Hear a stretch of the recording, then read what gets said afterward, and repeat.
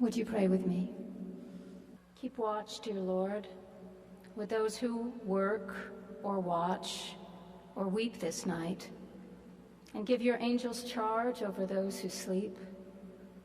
Tend the sick, Lord Christ, give rest to the weary, bless the dying, soothe the suffering, pity the afflicted, shield the joyous, and all for your love's sake.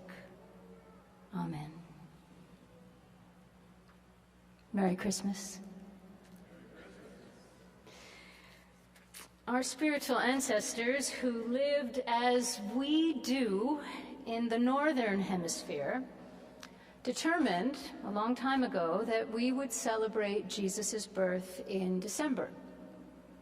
And surely among their reasons was the symbolic power of light shining in the darkest season. For the light shines in darkness, and the darkness has not overcome it. Our ancestors told stories about his birth and eventually wrote them down in order to help all who came after them better understand who Jesus was and why he came.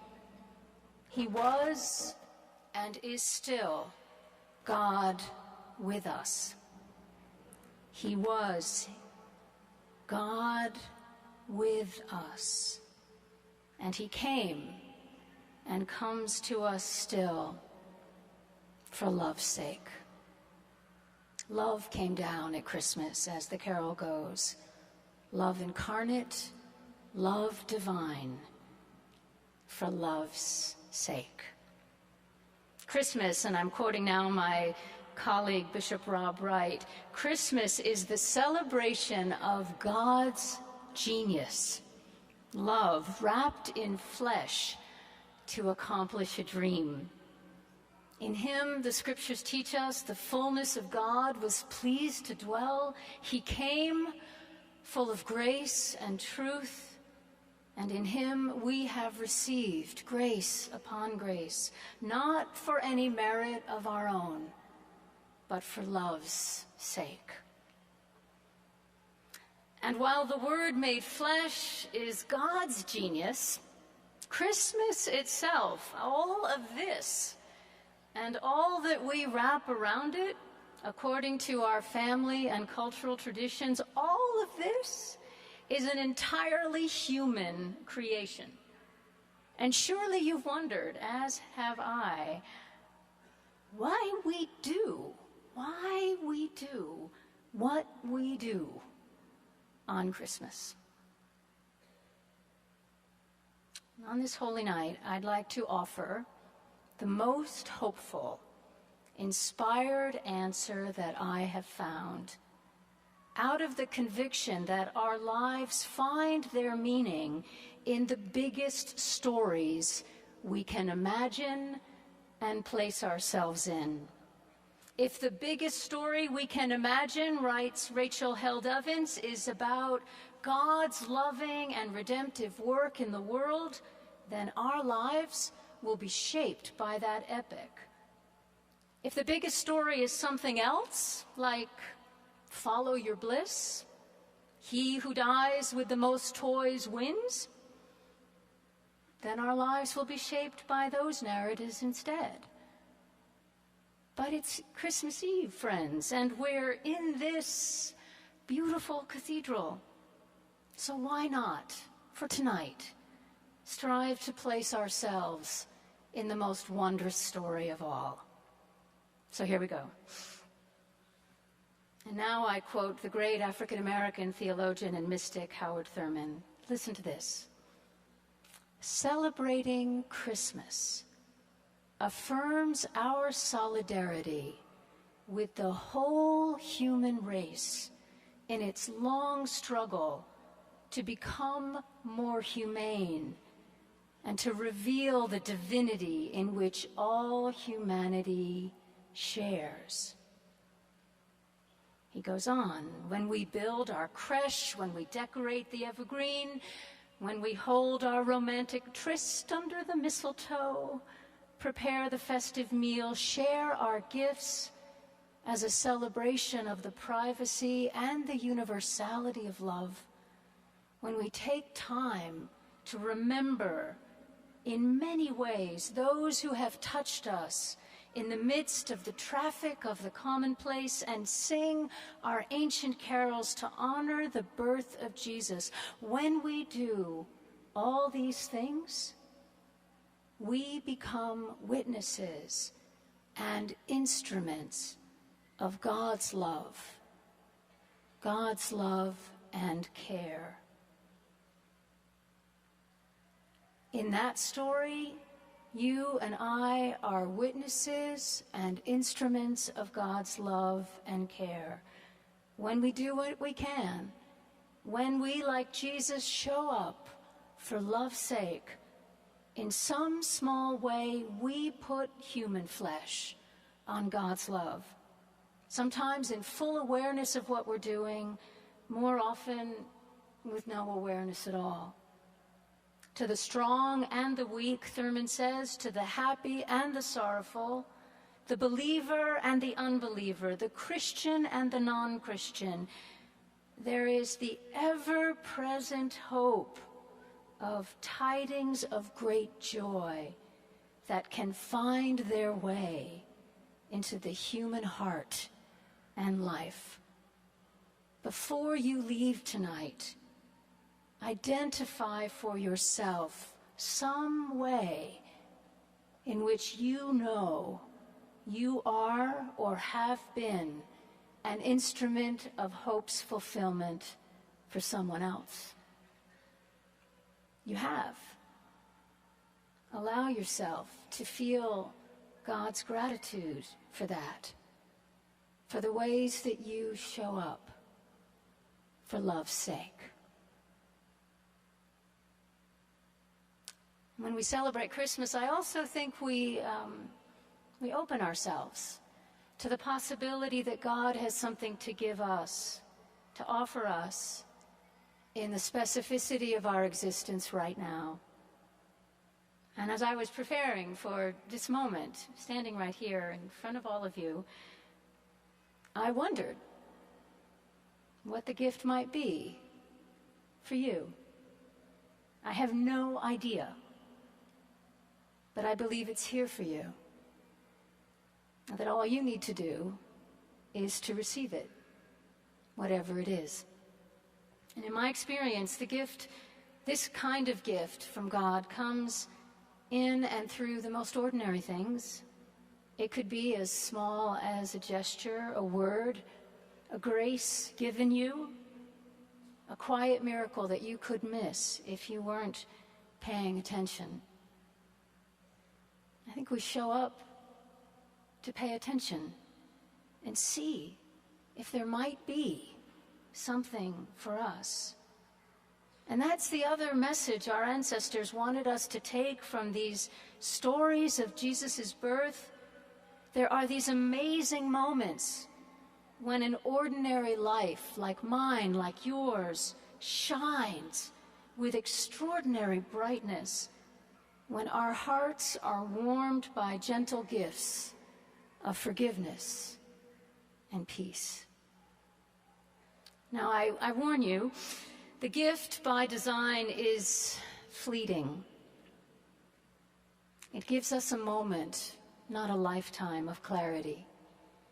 It gives us a moment, not a lifetime of joy. And as any other post-Christmas letdown, we can be disappointed by the fact that whatever God offers us this Christmas won't last long enough, really, to change much around us. And surely we wonder about that. Why this light shining in darkness doesn't stick around and overcome the darkness once and for all. But you see, that's not the point. The purpose of God's gift at Christmas, the purpose of Christ's coming, was never to change the world from the outside, as much as we long for that. Christ comes, friends, to change us. To change us, slowly, imperceptibly, that we might live according to the glimpses of love we've seen in him, and that we might be channels of light. It's no less real for its fleeting beauty, but it does give us the perfect alibi of deniability if we don't actually want to live according to the gifts we receive. Years ago, at Christmas time, I visited a beloved mentor for the last time. She was slowly losing her cognitive abilities to Alzheimer's disease. And in the 20 minutes or so that we spoke, I understood almost nothing of what she said. I'm not even sure she knew who I was, which was heartbreaking. But then, just as I was about to get up and leave, her eyes, for just a moment, regained their familiar sparkle.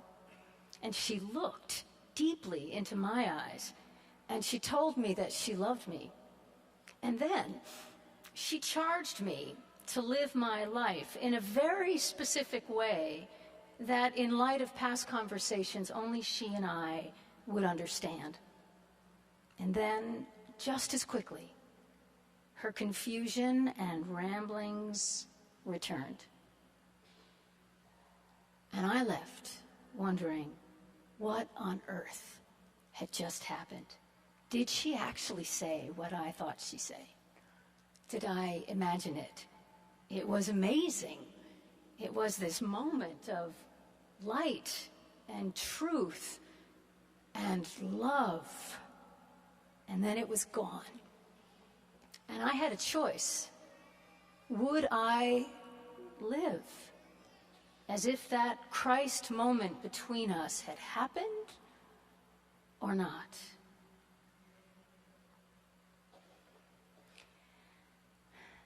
Which brings me now to the last word that I will say to you tonight, and I think you already know what it is. You only have to read the first sentence of the story to know that there are deep social implications to it, should we place ourselves in this story. It begins with an emperor who could move people about at will. And so two people, forced to obey the emperor's edict, set out on a long journey in the last month of the young woman's pregnancy. And they were denied a place of comfort in her greatest hour of need. And it wouldn't be long before they would be forced to flee again, this time to find refuge from violence in another country. It's right there. It's in the text. It's in the story. And those who passed it on to us wanted us to know that Jesus is no stranger to struggle or sorrow or the whims of human cruelty. They wanted us to know, as they did, both the gift and the responsibility of tending to light shining in darkness. We're the ones now to keep the light shining. We're the ones to keep the hope alive, the message of love credible, and that is no small task. And some years are easier than others. In the hardest of years, it becomes all the more important. And so I leave you now with the words of Alfred Depp. He was a Jesuit priest who gave his life in the German resistance of World War II, and he said this: "Light your candles quietly, such as candles as you possess, wherever you are." That we do this matters more than we can ever know. Because God's loving, redemptive work in the world rests in us, those who take our place in this most wonderful story. So I invite you to welcome Christ tonight, God with you, and to join me in promising, perhaps for the first or the 1,000th time, that we will live as if this amazing story is ours, our story. Together, we will go from here to be instruments and witnesses of God's love for love's sake. Amen.